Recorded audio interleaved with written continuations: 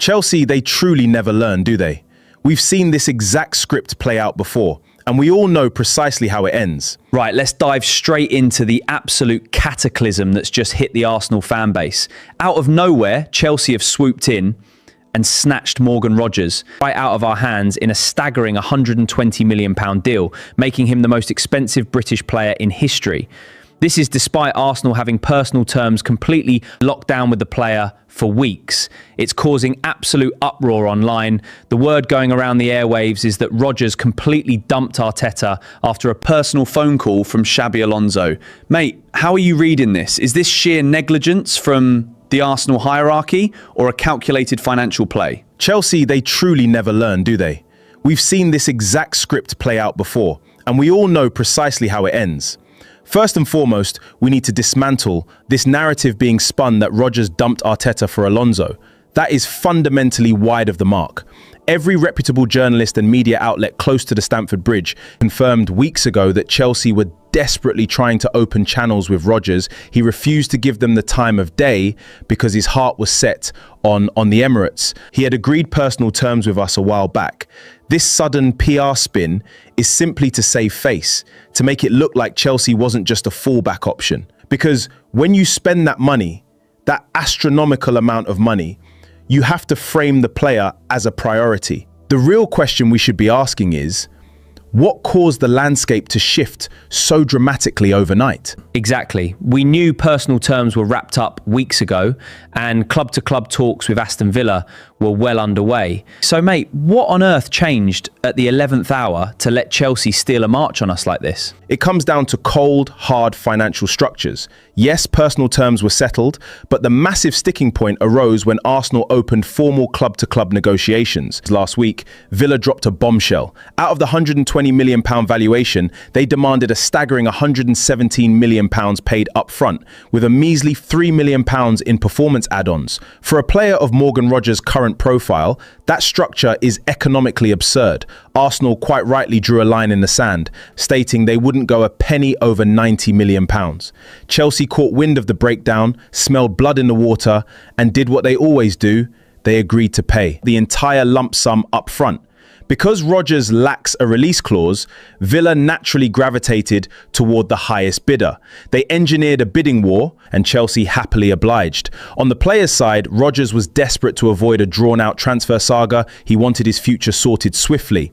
Arsenal communicated their reservations regarding Villa's financial demands to his representatives, promising a restructured approach this week, but reiterated their £90 million cap. Throughout all of this, Rodgers remained entirely respectful of Aston Villa's hierarchy, prioritising the club's ability to secure a historic fee if he were to leave. When Villa informed him of Chelsea's package and a soft landing agreement involving Nicholas Jackson in a separate deal moving to Villa Park, Rodgers and his camp realised the Arsenal track could drag on indefinitely. They opened negotiations, accepted the terms, and Arsenal sensibly walked away, evaluating the sheer financial risk. It wasn't a hijack in the truest sense, because Arsenal never actually lodged a formal written bid. It was pure financial pragmatism, though you can trust the media to twist it as a failure on our part. From what I gather, Arteta had multiple conversations with Rodgers. He was clearly the number one target for that left-wing berth. And let's be honest, buying proven Premier League pedigree drastically cuts down the adaptation risk. Mate, looking at the big picture, did we make the right call backing out? Look, we know this Arsenal regime operates with strict internal valuations. They will only shatter their wage or transfer structure if they are entirely convinced the talent matches the fee. Take Declan Rice as the blueprint. We were ready to match any bid because his foundational talent justified the market rate. If you ask me whether Morgan Rogers is worth £120 million, my answer is a definitive no. His ceiling doesn't justify that outlay. Arteta clearly aligned with that view. The club wouldn't abort a mission of this scale without his explicit consent. We have to look at this through a broader tactical lens. What is he filling in the squad? And is his profile distinct enough from what we already possess? If he were a completely unique, transformative profile, we would have found the £117 million up front. But he isn't. Look at our business last summer. We brought in Eberechi Eze and Noni Madueke from the Premier League. While they provided crucial depth, During our injury crisis last season, can we honestly say they've completely justified their price tags yet? Eze, in particular, shares a very similar profile to Rodgers based on what we did at Crystal Palace, yet he hasn't completely set the Emirates alight. Imagine repeating that exact scenario, but with a British record fee hanging around the player's neck. Furthermore, I've consistently argued that if we are bringing in a marquee left winger, it needs to be a tactical departure from Christos Zolis. Tactically, Zolis and Rodgers are nearly identical, even if the Greek possesses a superior burst of acceleration. Neither of them are true touchline wingers, which is precisely what we need to balance that left flank. Rodgers is a creative, inside drifting winger with decent isolated 1v1 qualities. We need a transition monster, a distance ball carrier who manipulates space via both short and long bursts with a more lethal ball striking capability. When you weigh all of those tactical variables together, pulling the plug was entirely logical. If you're tired of mainstream PR spin and want elite tactical breakdowns, raw transfer debate, and the unfiltered truth about the Gunners, hit that subscribe button right now. Smash the notification bell, drop your take in the comments. Welcome to Arsenal Inside Out. Your club dissected properly. The rumour mill is already turning though.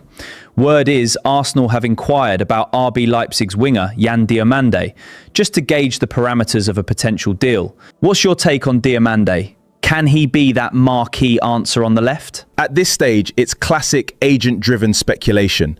We know how the media machinery kicks into overdrive the moment a club of Arsenal's stature misses out on a high-profile target. Agents routinely feed journalists lines to pivot the spotlight onto their clients. Diomande is a highly capable footballer, but there is a reason PSG ultimately cooled their interest in him, and it's the exact same reason we backed away from Rodgers. PSG felt Leipzig's £100 million valuation completely detached from his actual output. Let's be frank, he had an incredibly underwhelming World Cup campaign. He failed to perform when the lights were brightest. Furthermore, I have serious reservations about the Bundesliga tax. History has dealt us some harsh lessons. Regarding players transitioning from Germany to the physical demands of the Premier League, spending record-breaking fees on that transition is a gamble. That rarely pays dividends. Timo Werner and Florian Wirtz are prime examples of how non-linear that step-up can be. You simply cannot gamble £100 million on tactical uncertainty. Liverpool previously had a £100 million bid rejected by Leipzig for him anyway. Even if Andrea Berta is in dialogue with his camp, I wouldn't read too much into it. Berta famously loves to keep 4 or 5 plates spinning simultaneously for every single position. Spot on. Bar Erling Haaland, who is a complete anomaly, players arriving from the Bundesliga do tend to struggle with the transition over here. You've made an excellent point there. But looking at the market right now, which available left winger actually fits the specific criteria you just outlined?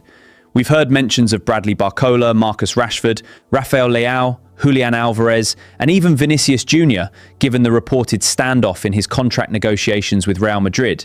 If Vinicius Jr. is genuinely on the market due to a Madrid contract standoff, you drop everything else. You stop all other negotiations, tear up the script, and secure him by any means necessary. He is the solitary world-class asset available who instantly elevates the absolute ceiling of this squad. He possesses every single attribute required and has proven it repeatedly on the grandest European stages. But let's be real, that deal belongs in the realm of fantasy rather than reality. Looking at the remaining names realistically, my preference would actually be Marcus Rashford. For a fee in the region of £40 to £50 million, his Premier League experience and sheer versatility across the front line represent incredibly sensible business. Bradley Barcola will command upwards of £100 million now that the Rodgers deal has inflated the market. Transition-wise, Barcola can execute those devastating moments perfectly, but he still lacks elite, clinical execution in the final third, despite our heavy links to him. Let's see how that develops now that Rodgers is out of the picture. However, I have a strong inkling that Arteta's true preference is Julian Alvarez. Mikel has a long-standing, intense tactical infatuation with the Argentine. The only reason that deal hasn't accelerated is the post-World Cup scheduling and clarity. Industry murmurs suggest Arteta views Alvarez completely differently than the rest of us. Where many see a Gabriel Jesus replacement, Mikel sees a dynamic answer for the flank. The massive advantage with Alvarez is the financial structure. His fee can be heavily amortized across a long-term contract, unlike the restrictive upfront package Villa demanded. If I'm being romantic, Vinicius is peerless. If I'm being realistic, I'd opt for Rashford. He excels in transition, possesses a lethal 1v1 threat, and strikes the ball cleanly. I know a section of the fan base will vehemently disagree due to his bouts of inconsistency, but under Arteta's structural discipline, he could be devastating. Right, let's throw this open to the listeners. Drop your thoughts in the comments below. Bradley Barcola, Rafael Leao, Julian Alvarez, Yan Diomande, or Marcus Rashford? Who is your definitive marquee signing for that left flank? Now, let's pivot. Reports are circulating that we're looking at John Stones on a free transfer as a short-term contingency plan for William Saliba while he recovers from that back injury. Stones and Ezri Konsa are reportedly at the top of the shortlist. Mate, do you genuinely believe John Stones has the capacity to step in as a reliable short-term cover for Saliba? Or should we just place our trust in Christian Mosquera? It entirely hinges on the definitive medical timeline of Saliba's back injury. While John Stones is unquestionably a superior, more tactically sophisticated option than Ezri Konsa due to his elite experience, relying on him if Saliba faces a lengthy spell on the sidelines is an immense gamble, given Stones' own notoriously fragile injury history. The reason Stones has entered the conversation on a free transfer is that Aston Villa are demanding a premium of around 40 to 50 million pounds for Konsa. From what I am hearing internally, Saliba's back issue will not require surgical intervention, meaning we aren't looking at a catastrophic long-term absence. If that remains the case, picking up John Stones on a free is a good option. It allows Christian Mosquera to continue his development without being unfairly thrown into the deep end, while simultaneously preserving the 40 to 50 million pounds we would have sunk into Konsa, allowing us to reallocate those vital funds directly into our primary attacking targets. Right, let's broaden the lens to the newly concluded FIFA World Cup, where Spain emerged as champions after an absolute tactical masterclass against Lionel Messi's Argentina. Mikel Arteta explicitly tasked his Arsenal players before the tournament to bring back the trophy, and now we've got 3 World Cup winners, Mikel Merino, Martin Zubimendi and David Raya, all hailing from the gaffer's home country. Mikel must be beaming like a proud older brother right now, mate. And rightly so. Frankly, no team deserved that trophy more than Spain. Their consistency, tactical discipline, and minimal fuss from the group stages onward were exemplary. They endured arguably the toughest knockout route in modern tournament history, dispatching juggernauts like Portugal and France before completely suffocating Argentina in the final. Even with Messi producing moments of sheer magic, throughout the tournament, it would have been a travesty had Spain not lifted the trophy. They set the absolute benchmark for elite performance. To stifle Argentina to 0 shots on target over 90 minutes in a World Cup final is a statistical anomaly. That ought to be framed in a museum. It highlighted a fundamental footballing truth. Tactical balance and structural control in midfield will always trump individual brilliance. It's just a crying shame England fumbled their golden opportunity against Argentina in the semi-finals, because keeping this England side without a single shot on target would have been impossible. That semi-final, don't get me started, mate.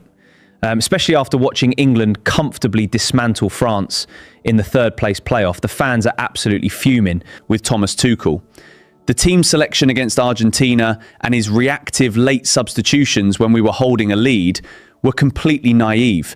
Retreating into an ultra-defensive low block handed all the momentum to Argentina and killed our final hopes stone dead.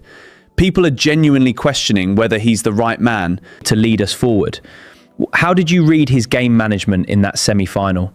Was he right to go ultra-defensive to nullify Messi, or was it tactical suicide? It was absolute tactical suicide, and the supporters have every right to be incensed. Football at the elite level is far more psychological than physical. Your team selection, your substitutions and tactical shifts send loud, subconscious signals to both your own team and the opposition.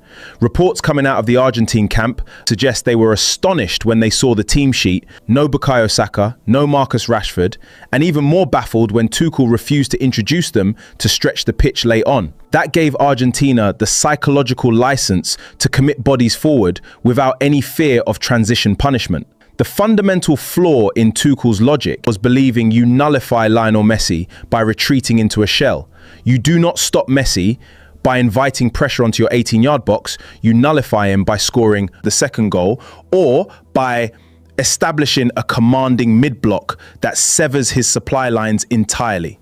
I understand Bukayo Saka was being managed carefully due to his knock, but the moment Argentina began ramping up the intensity, you act proactively instead of retreating. So tactically, what should Tuchel have done during that crucial second half spell when England was sitting on that 1-0 lead? You swap Anthony Gordon for Kobbie Mainoo. This is to construct a central box and gain numerical superiority in the pivot. You push Jude Bellingham into a fluid false nine role, withdraw Harry Kane and Morgan Rogers, and introduce Saka and Rashford out wide.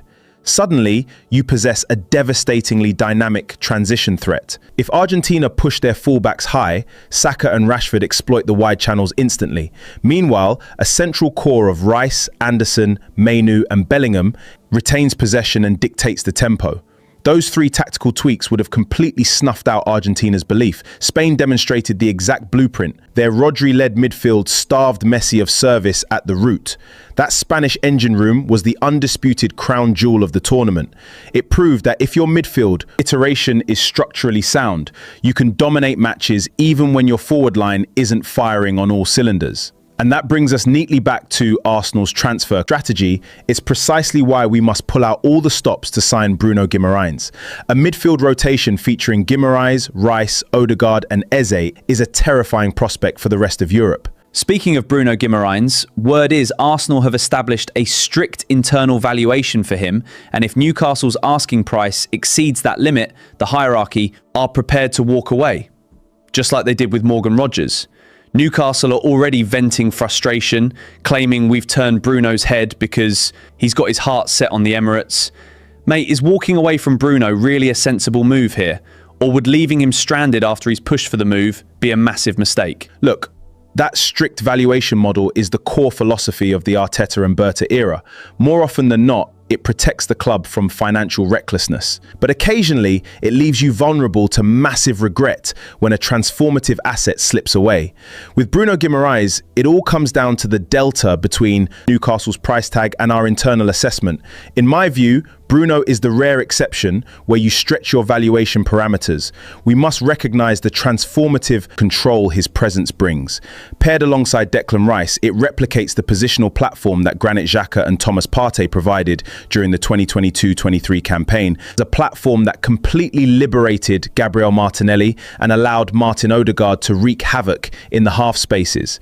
Martinelli, in particular, has struggled for consistency since Xhaka's departure because he lacked that specific passing profile operating behind him. Bruno solves that structural flaw instantly. Furthermore, with Declan Rice set to miss the opening stretch of the season, we urgently require an established leader and dictator of tempo in that engine room. If the discrepancy between Newcastle's valuation and ours is a mere 10 to 15 million pounds, this is not the moment for penny pinching. Pay the premium, secure the player, and give Arsenal the platform for total dominance.